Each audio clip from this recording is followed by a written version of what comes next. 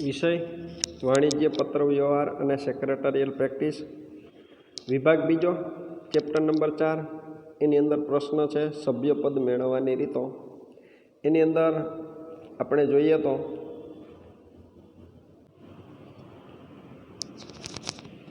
અહીંયા કંપનીના શેર ધારણ કરનાર દરેક વ્યક્તિ કે જેમનું નામ સભ્યપત્રકમાં નોંધેલ હોય તે સભ્ય ગણાય છે.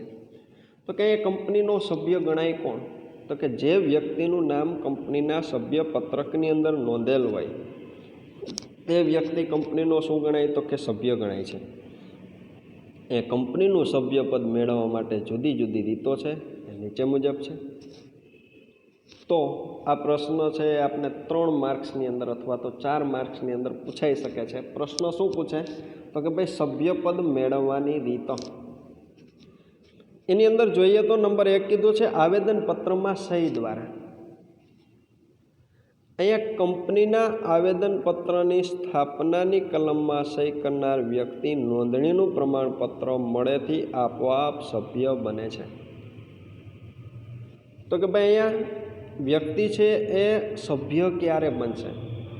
તો કે ભાઈ જ્યારે વ્યક્તિ છે એ આવેદનપત્રની સ્થાપનાની કલમની અંદર સહી કરશે એટલે વ્યક્તિ છે એ કંપનીનો સભ્ય બની જશે. પ્રશ્ન શું કીધો છે? પ્રશ્ન કીધો છે સભ્યપદ મેળવવાની રીત. તો કે ભાઈ સભ્યપદ કઈ રીતે મેળવી શકાય? તો કે ભાઈ આવેદનપત્રની સ્થાપનાની કલમની અંદર સહી કરવાથી સભ્યપદ છે તે પ્રાપ્ત કરી શકાય છે. અહીંયા કંપનીમાં સભ્ય થવા માટે સભ્યની લેખિત સંમતિ અને સભ્યપત્રકમાં નામ હોવું તે પૂર્વ શરત છે. તો કે ભાઈ અહીંયા આવેદનપત્રની અંદર સહી કરી અને વ્યક્તિ છે તે પોતે સભ્ય બની શકે છે. તો અહીંયા શું કીધું છે? તો કે ભાઈ સભ્ય થવા માટે જરૂરી શું છે? તો કે ભાઈ સભ્યની લેખિત સંમતિ છે એ જરૂરી છે. અને સાથે સાથે તો કે ભાઈ કંપનીના સભ્યપત્રકની અંદર નામ હોવું જરૂરી છે. તો સભ્યપદ પ્રાપ્ત કરી શકાય. પરંતુ અહીંયા શું કીધું છે? અહીંયા સ્થાપનાની કલમમાં વ્યક્તિ છે એ સહી કરે છે ત્યારે એને આ જે શરતો છે, કઈ શરતો? તો કે ભાઈ લેખિત સંમતિની શરત છે અને સભ્યપત્રકમાં નામ હોવું એ શરત છે એ એને લાગુ પડતી નથી. બરોબર. નંબર બીજો કીધો છે શેર ફાળવણી દ્વારા. એમાં તો કે ભાઈ કંપની વિજ્ઞાપન પત્ર દ્વારા જાહેર જનતાને શેર ભરણા માટે જાહેર આમંત્રણ આપે છે. તો કે ભાઈ આપને ખ્યાલ છે વિજ્ઞાપન પત્ર કહેવાય કોને? તો કે જાહેર જનતાને શેર ખરીદવા માટે આમંત્રણ આપતો દસ્તાવેજ એટલે વિજ્ઞાપન પત્ર. તો કે ભાઈ જે અનુસંધાનમાં કંપનીએ શેર બહાર પાડવા છે એના માટે વિજ્ઞાપન પત્રથી જાહેરાત આપેલી છે. એ અનુસંધાનની અંદર વ્યક્તિઓ શેર ખરીદવા માટે કંપનીની અંદર શું કરશે? તો કે અરજી કરશે. અને જેમની અરજી મંજૂર થાય ત્યારે તે અરજદારનું નામ સભ્યપત્રકની અંદર નોંધવામાં આવશે. તો કે જે વ્યક્તિઓ છે એને શેર ખરીદવા માટે અરજી કરેલ છે અને જે વ્યક્તિનું નામ શેર ખરીદવા માટે મંજૂર થાય ત્યારે એનું નામ છે એ ક્યાં નોંધવામાં આવશે? તો કે સભ્યપત્રકમાં નોંધવામાં આવશે. અને પરિણામે તે કંપનીનો શું બને છે? તો કે સભ્ય બને છે અને સભ્યપદ છે ને તે પ્રાપ્ત કરે છે. બરોબર છે.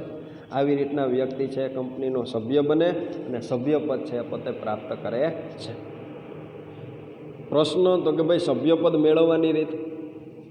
અહીંયા શું કીધું? તો કે શેરની ફાળવણી કરવી ક્યારે થઈ શકે? તો કે ભાઈ કંપનીએ શેર બહાર પાડેલા હોય ને કોઈ વ્યક્તિએ શેર ખરીદવા માટે અરજી કરેલી હોય ને જે વ્યક્તિએ જેટલા શેર ખરીદવા માટે અરજી કરેલી છે એ મુજબ કંપની એ વ્યક્તિના શેર છે એ આપી દે, એટલે કે ફાળવણી કરી દે. જે વ્યક્તિના નામે શેરની ફાળવણી કરી એનું નામ સભ્યપત્રકમાં ચડાવવું પડશે ને આમ એ વ્યક્તિ કંપનીનો સભ્ય બની શકશે. પછી તો કે ભાઈ ત્રીજો નંબર કીધો શેર ફેરબદલી દ્વારા. શેર ફેરબદલી કહેવાય છે કોને? તમને ખ્યાલ છે? તો કે ભાઈ વ્યક્તિ પાસે શેર હોય એ બીજા વ્યક્તિને વેચી દેવા એટલે એને શેરની ફેરબદલી કહેવાય. તો કે શેર ફેરબદલીથી શું થશે? તો કે ભાઈ એક વ્યક્તિ છે ખરીદનાર છે, અને ખરીદનાર છે એનું નામ ક્યાં ચડાવવું પડશે? તો કે સભ્યપત્રકમાં. આમ એ વ્યક્તિ કંપનીનો શું બની જશે? તો કે ભાઈ સભ્ય બની જશે. એની અંદર જોઈએ તો કે જ્યારે કોઈ શેર હોલ્ડર પોતાના શેર અન્ય વ્યક્તિને વેચે ત્યારે શેર ફેરબદલીની વિધિને અનુસરીને શેર ખરીદનાર વ્યક્તિનું નામ સભ્યપત્રકની અંદર લખવામાં આવે છે, અને આમ એ વ્યક્તિ સભ્યપદ મેળવે છે.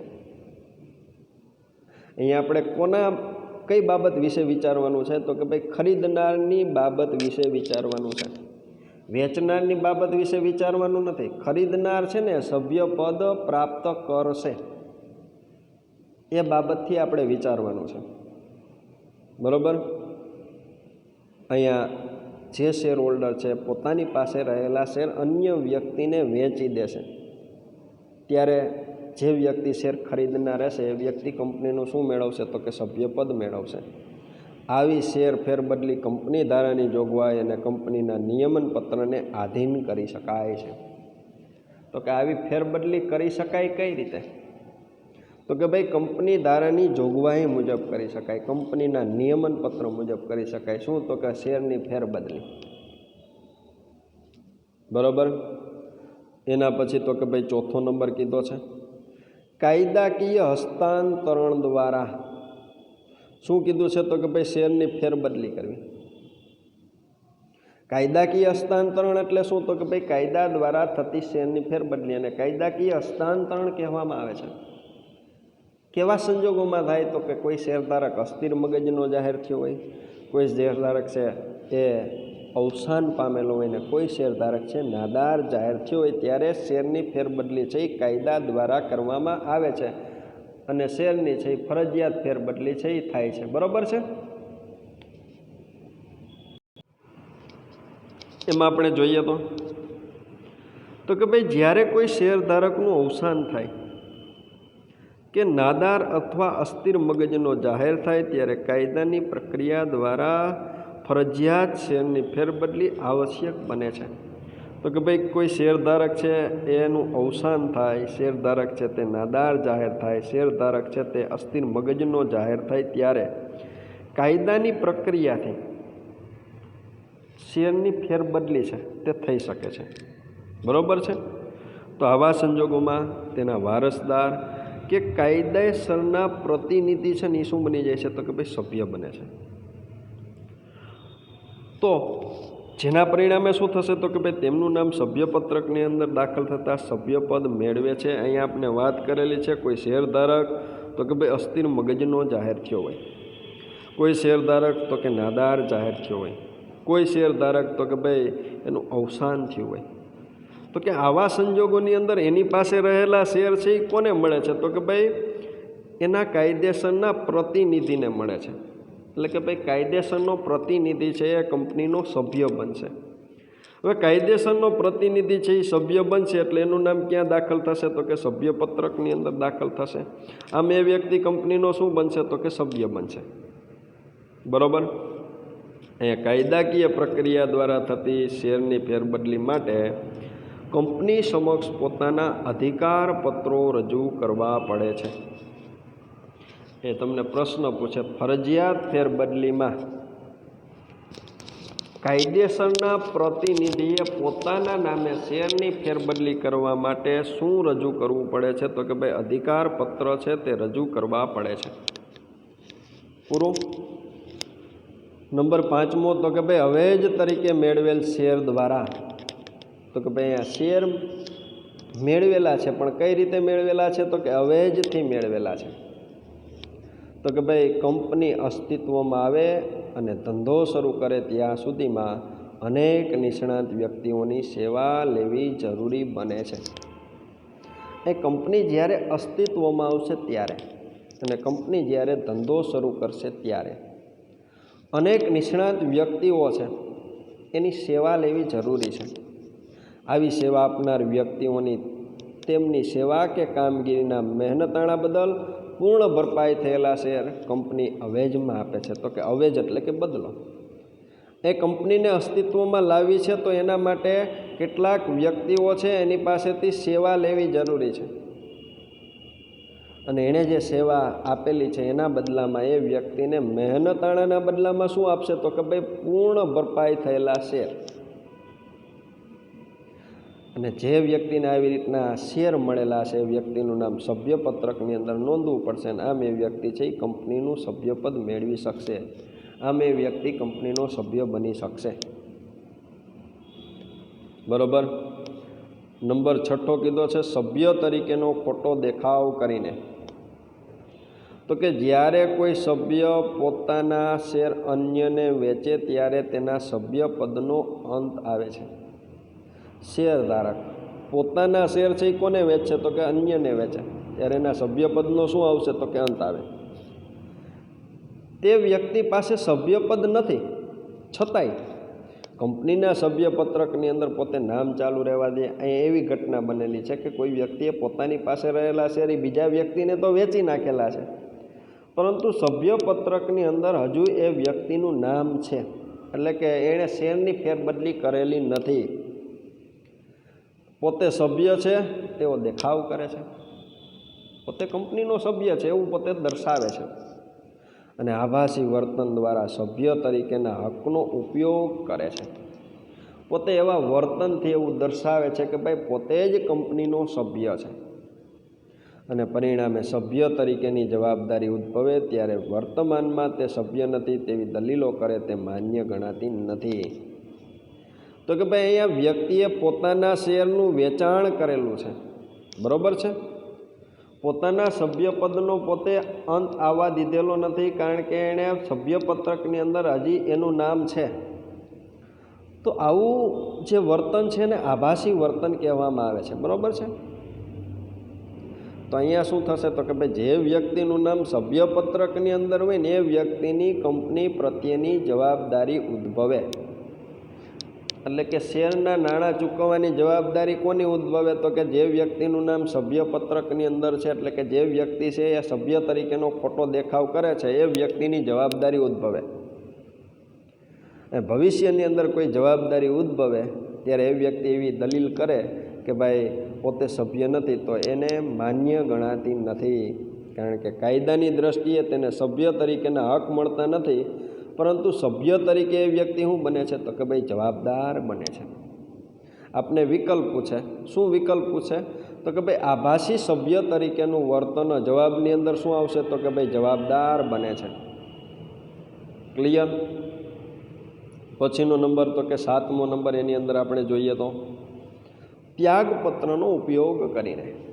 એમાં તો કે ભાઈ વર્તમાન શેર હોલ્ડરને હકના શેર ખરીદવા માટે મળેલ હકનો સંપૂર્ણ કે આંશિક રીતે અન્યની તરફેણમાં જતો કરે ત્યારે ત્યાગપત્રનો ઉપયોગ કરે છે. તો કે ભાઈ કોઈ વ્યક્તિ છે એને હકના શેર ખરીદવા માટે હક મળેલો છે, એ જે વ્યક્તિને હક મળેલો છે એ સંપૂર્ણ હક છે એ બીજી વ્યક્તિની તરફેણમાં જતો કરે, આંશિક હક છે એ બીજી વ્યક્તિની તરફેણમાં જતો કરે, ત્યારે એના માટે પોતે શેનો ઉપયોગ કરે છે તો કે ભાઈ ત્યાગપત્રનો ઉપયોગ કરે છે. અને ત્યાગપત્રને આધારે જે વ્યક્તિનું નામ દર્શાવેલું એ વ્યક્તિ જ કંપનીનો શું કહેવાય તો કે શેર હોલ્ડર બને. એટલે કે ભાઈ જે વ્યક્તિનું નામ ત્યાગપત્રની અંદર દર્શાવેલું હોય એ વ્યક્તિ કંપનીનો શેર હોલ્ડર ગણાય છે અને કંપનીના સભ્યપત્રકની અંદર તેનું નામ છે એ નોંધવા માટે પોતે વિનંતી કરે છે અને કંપની તેને માન્ય કરી સભ્યપત્રકની અંદર નામ નોંધે છે ત્યારે તેને સભ્યપદ પ્રાપ્ત થાય છે. તો કે આવી રીતે સભ્યપદ પ્રાપ્ત કરી શકાય. કઈ રીતના તો કે ભાઈ હકના શેરનો અન્ય વ્યક્તિની તરફેણમાં ઉપયોગ કરવા માટે જે પત્રનો ઉપયોગ કરવામાં આવે છે તેને ત્યાગપત્ર કહે છે. તો કે ભાઈ જે વ્યક્તિએ અન્ય વ્યક્તિની તરફેણમાં ત્યાગ કરેલો છે એનું નામ ત્યાગપત્રકની અંદર લખેલું હશે. એટલે જે વ્યક્તિનું નામ ત્યાગપત્રકની અંદર લખેલું છે હવે એનું નામ ક્યાં ચડાવવાનું થશે તો કે સભ્યપત્રકમાં. આમ એ વ્યક્તિ કંપનીનો શું બની જશે તો કે સભ્ય બની શકશે. ક્લિયર. એના પછી કીધું છે તો કે ભાઈ રૂપાંતર પાત્ર ડિબેન્ચર ધારક દ્વારા. આપણે જોયું હતું તો કે ભાઈ રૂપાંતરક્ષમ ડિબેન્ચરનું શેમાં રૂપાંતર થાય તો કે ઇક્વિટી શેરની અંદર રૂપાંતર થાય. એમાં તો કે જે શેરધારક પાસે રૂપાંતર પાત્ર ડિબેન્ચર હોય અને નિશ્ચિત મુદતે ડિબેન્ચર ઇક્વિટી શેરમાં રૂપાંતર પામે ત્યારે તે ડિબેન્ચર ધારક ઇક્વિટી શેર ધારણ કરવાથી સભ્ય બને છે. ડિબેન્ચર ધારક પાસે શું છે તો કે ભાઈ રૂપાંતર પાત્ર ડિબેન્ચર. નક્કી કરેલ મુદતના અંતે ડિબેન્ચરનું ઇક્વિટી શેરની અંદર રૂપાંતર થાય છે ત્યારે તે વ્યક્તિ છે ને એ ઇક્વિટી શેર ધારણ કરવાથી કંપનીનો શું બની જાય છે તો કે સભ્ય બની જાય છે. ને આમ સભ્યપત્રકમાં તેનું નામ છે એ દાખલ કરવામાં આવે છે. બરાબર છે. તો કે આવી રીતના સભ્યપદ છે તે પ્રાપ્ત કરી શકાય છે. ક્લિયર. પછીનો નંબર કીધો છે તો કે ભાઈ સ્વેટ ઇક્વિટી શેર દ્વારા. એ સ્વેટ ઇક્વિટી શેર છે કોણ ખરીદી શકે છે તો કે ભાઈ કંપનીના સંચાલકો ખરીદી શકે, કર્મચારીઓ ખરીદી શકે અને વિશિષ્ટ જ્ઞાન ધરાવતા કર્મચારીઓને વટાવથી અથવા તો રોકડ સિવાયના આવેથી આવા શેર છે ને ફાળવવામાં આવે છે. 1 માર્ક્સની અંદર તમને પ્રશ્ન પૂછે. શું પ્રશ્ન પૂછે તો કે ભાઈ સ્વેટ ઇક્વિટી શેર કોને ફાળવવામાં આવે છે તો કે સ્વેટ ઇક્વિટી શેર સંચાલકોને ફાળવવામાં આવે અથવા કર્મચારીને ફાળવવામાં આવે, વિશિષ્ટ જ્ઞાન ધરાવતા કર્મચારીને ફાળવવામાં આવે. પણ કઈ રીતના તો કે ભાઈ વટાવથી અથવા તો રોકડ સિવાયના આવેજથી ફાળવવામાં આવે. તેને જ ક્યાં નામે ઓળખવામાં આવે છે તો કે ભાઈ તેને જ સ્વેટ ઇક્વિટી શેર તરીકે ઓળખવામાં આવે છે.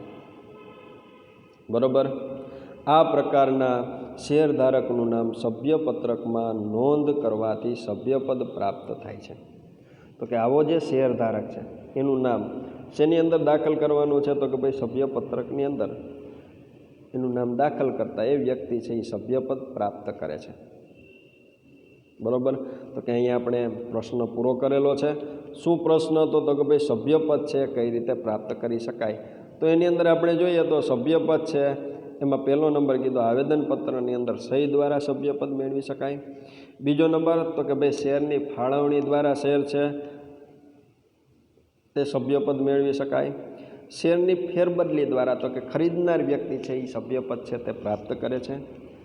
કાયદાકીય હસ્તાંતરણ દ્વારા તો કે ભાઈ કાયદેસરના પ્રતિનિધિઓ છે એ સભ્યપદ પ્રાપ્ત કરે છે.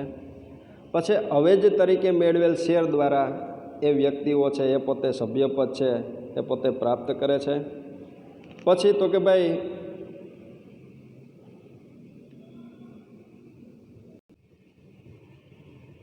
અવેજ તરીકે મેળવેલા શેર દ્વારા એ વ્યક્તિ સભ્યપદ મેળવે છે. સભ્ય તરીકેનો ખોટો દેખાવ કરીને વ્યક્તિ છે એ પોતે સભ્યપદ પ્રાપ્ત કરી શકે છે. એના માટે છેલ્લે કીધું તું વિકલ્પ પૂછી શકે છે. જે તે વ્યક્તિ છે એ ખોટો દેખાવ કરતો હોય તો એના માટે એ વ્યક્તિ છે એ જવાબદાર ગણાય છે. ત્યાગપત્રનો ઉપયોગ કરીને રૂપાંતર પાત્ર ડિબેન્ચર દ્વારા અને સ્વેટ ઇક્વિટી શેર દ્વારા. હવે પછીનો પ્રશ્ન છે સભ્યપદનો અંત લાવતા સંજોગો. આ પ્રશ્ન પણ આપણે 4 માર્ક્સની અંદર પૂછી શકાય. તો એની અંદર આપણે જોઈએ તો કે ભાઈ જ્યારે કંપનીના સભ્યપત્રકમાંથી સભ્યનું નામ રદ થાય ત્યારે તે વ્યક્તિના સભ્યપદનો અંત આવે છે. આ અંગેના વિવિધ સંજોગો નીચે મુજબ દર્શાવી શકાય. તો કે ભાઈ સભ્યપદનો અંત ક્યારે આવે, બરાબર, એ માટેના સંજોગો શું છે તો એની અંદર નંબર 1 કીધો છે શેર ફેરબદલી દ્વારા.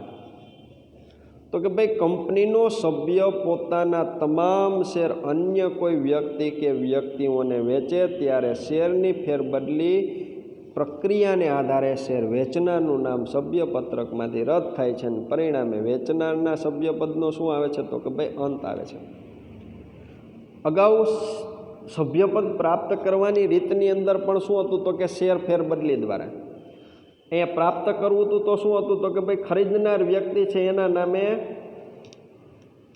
એનું નામ સભ્યપત્રકની અંદર નોંધવાનું ને એ વ્યક્તિ કંપનીનો સભ્ય બને. પણ અહીંયા અંતની અંદર શું આવશે તો કે ભાઈ વેચનાર વ્યક્તિ છે ને એનું નામ છે ને સભ્યપત્રકમાંથી કાઢવાનું થશે અને એના સભ્યપદનો શું આવશે તો કે ભાઈ અંત આવશે. પૂરું. બીજો નંબર કીધો કાયદાકીય હસ્તાંતરણ દ્વારા. તો કે જ્યારે કોઈ સભ્યનું અવસાન થાય, કોઈ સભ્ય છે એ નાદાર જાહેર થાય, કોઈ સભ્ય છે એ અસ્થિર મગજનો જાહેર થાય ત્યારે કાયદાની પ્રક્રિયા દ્વારા શેરની માલિકી તેના કાયદેસરના પ્રતિનિધિને મળે છે. પરિણામે મૂળ સભ્યના સભ્યપદનો શું આવે છે તો કે ભાઈ અંત આવે છે. નંબર બીજો કીધો છે કાયદાકીય હસ્તાંતરણ દ્વારા. વાત શું કીધી છે તો કે ભાઈ સભ્યપદનો અંત કેવી રીતે આવે.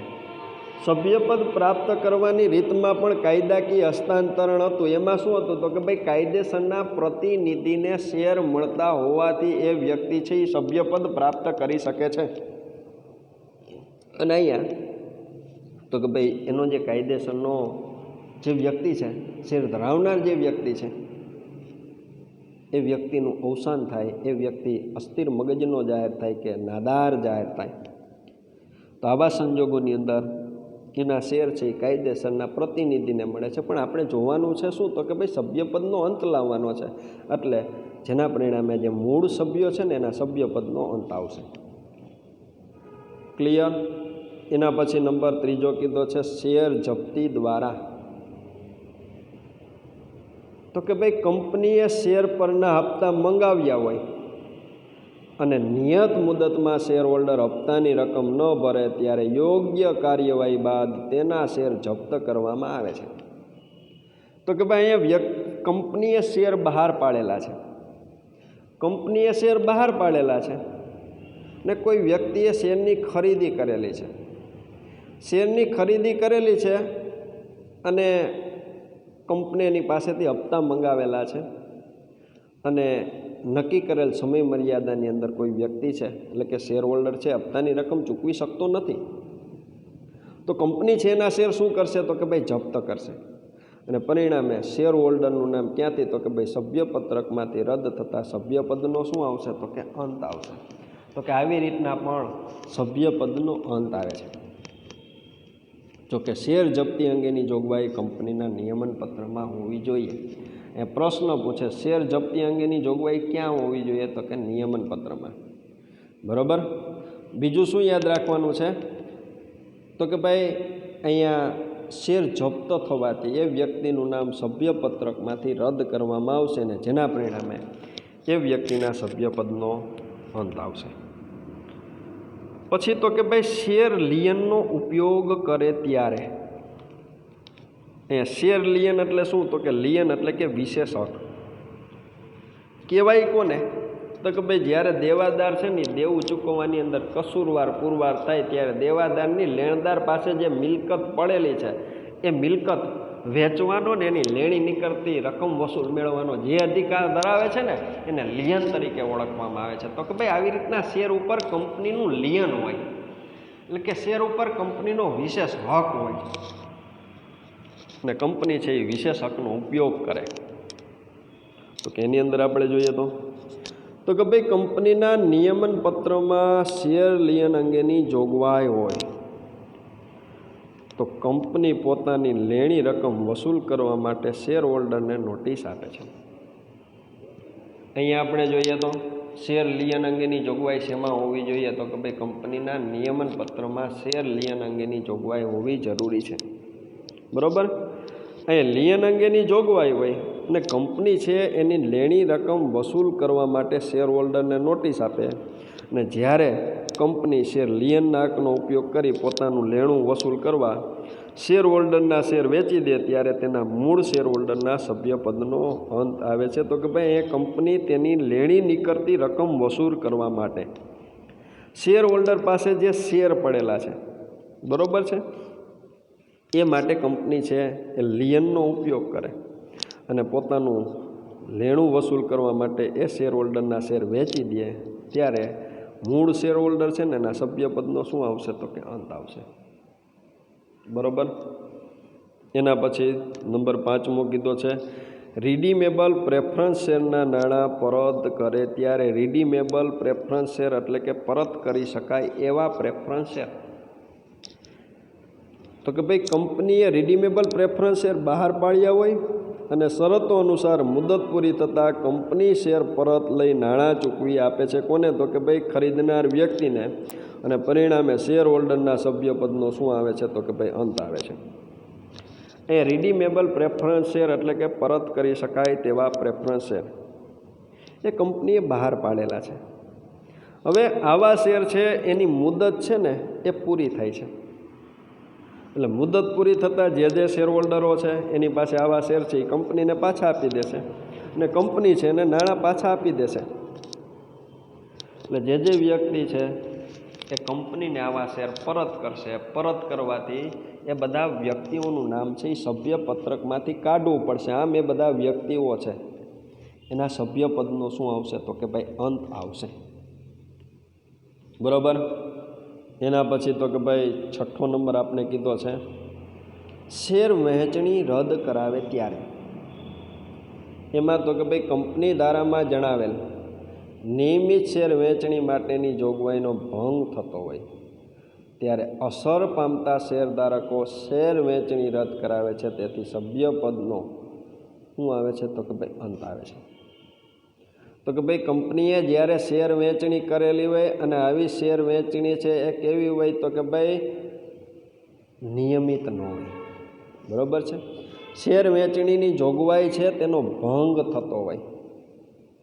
આવા સંજોગોની અંદર કોઈ વ્યક્તિ છે એને આવી શેર વહેંચણીની અસર થતી હોય તો આવા સંજોગોની અંદર શેર વહેંચણીને પોતે શું કરાવે છે તો કે ભાઈ રદ કરાવે છે.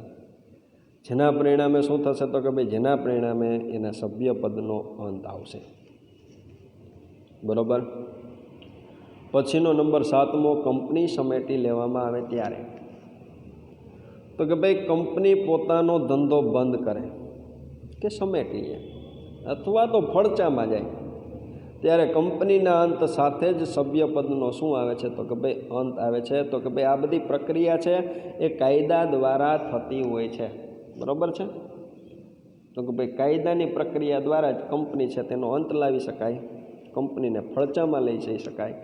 તો કે આવા સંજોગોની અંદર સભ્યપદનો અંત આવે છે. અને છેલ્લો નંબર કંપનીનું સંયોજન થાય, જોડાણ થાય. એની અંદર તો કે ભાઈ જ્યારે બે કંપનીઓ પૈકી કોઈ એક કંપનીનું બીજી કંપનીમાં સંયોજન થાય અથવા બે કંપનીઓ જોડાણ કરી નવી કંપની સ્થાપે ત્યારે અસ્તિત્વ ગુમાવનાર કંપનીના સભ્યોના સભ્યપદનો અંત આવે છે. તો કે અહીંયા શું કીધું છે? બે કંપનીઓનું સંયોજન થાય એટલે કે ભાઈ બે કંપની છે ને એ મર્જ થાય અને જેના પરિણામે શું થાય તો કે ભાઈ નવી કંપની સ્થપાશે ત્યારે અસ્તિત્વ ગુમાવનાર કંપનીના સભ્યપદનો શું આવશે તો કે ભાઈ અંત આવશે. એ પણ કાયદાની જોગવાઈ મુજબ જ અંત આવતો હોય છે. એમાં રોકાણકારો છે એનું હિત છે એ પણ જળવાતું હોય છે. બરાબર છે. જોકે અસ્તિત્વ ગુમાવનાર કંપનીના સભ્યો સૂચિત શરતોને આધીન નવી કંપનીનું સભ્યપદ મેળવી શકે છે.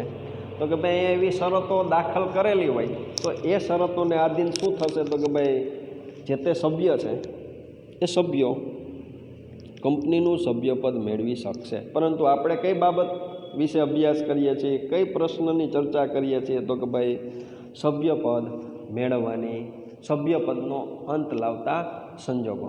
બરાબર છે. એનો અહીં અભ્યાસ કરીએ છીએ એટલા માટે એ વ્યક્તિ સભ્યપદ પ્રાપ્ત કરી શકશે, એની સાથે આપણે અહીંયા લેવા દેવા નથી. ક્લિયર? તો અહીંયા આપણે પ્રશ્ન છે તે પૂરો કરેલો છે. કયા મુદ્દાઓ જોયેલા છે? પ્રશ્ન હતો તો કે ભાઈ સભ્યપદનો અંત લાવતા સંજોગો. એની અંદર તો કે ભાઈ શેરની ફેરબદલી દ્વારા વેચનાર વ્યક્તિ છે એના સભ્યપદનો અંત આવશે.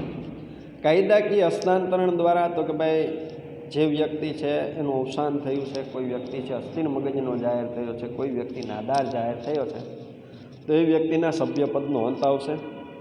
શેર જપ્તી દ્વારા તો કે ભાઈ જે વ્યક્તિ છે એના શેર જપ્ત થયા છે એના સભ્યપદનો અંત આવશે. પછી તો કે ભાઈ જે વ્યક્તિ પાસે શેર છે એ શેર ઉપર કંપનીએ વિશેષ હકનો ઉપયોગ કર્યો છે એટલે કે લિયનનો ઉપયોગ કરેલો છે એના પણ સભ્યપદનો અંત આવશે. રિડીમેબલ પ્રેફરન્સ શેરના નાણાં પરત કરેલા હોય ત્યારે તો કે ભાઈ જે વ્યક્તિ રિડીમેબલ પ્રેફરન્સ શેર ધરાવતી હોય અને એ પ્રેફરન્સ શેરના નાણાં જ્યારે પરત કરેલા હોય અને કંપનીએ પાછા શેર મેળવેલા હોય તો આવા સંજોગોની અંદર પણ સભ્યપદનો અંત આવશે. પછી તો કે ભાઈ જ્યારે અનિયમિત શેર વેચણી થતી હોય એની જાણ કોઈ સભ્યને થાય અને આવી શેર વેચણીને અટકાવે ત્યારે પણ સભ્યપદનો અંત આવશે. કંપનીને સમેટી લેવામાં આવશે ત્યારે તો કે ભાઈ જે વ્યક્તિઓએ કંપનીના શેર ખરીદેલા હોય એના સભ્યપદનો અંત આવશે અને કંપનીનું સંયોજન થાય, કંપનીનું જોડાણ થાય ત્યારે પણ જે વ્યક્તિઓ છે એ કંપનીના શેર ધરાવતા હોય એના સભ્યપદનો અંત આવે છે. અહીં આપણો પ્રશ્ન પૂરો કરીએ છીએ અને ચેપ્ટર પણ પૂરું કરીએ છીએ અને અહીં આપણો લેક્ચર છે તેને પણ પૂર્ણ કરીએ છીએ.